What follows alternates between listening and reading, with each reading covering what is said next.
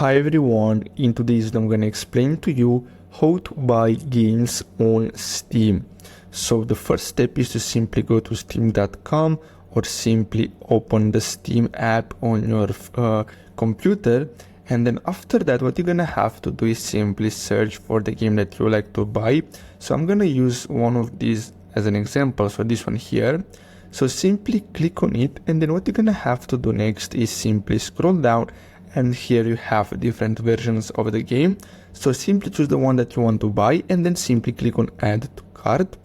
And after that what you're gonna have to do is simply select the for my account and then simply click on view my cart, and then here you're gonna see your shopping cart, and basically what you're gonna have to do is simply click on continue to payment, and then you're gonna get redirected here where you're gonna have to simply choose your payment method. So as you can see, for me I have this available, so I have PayPal or simply using my credit card.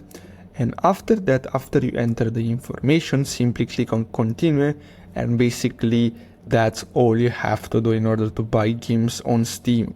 So I really hope you found this video helpful.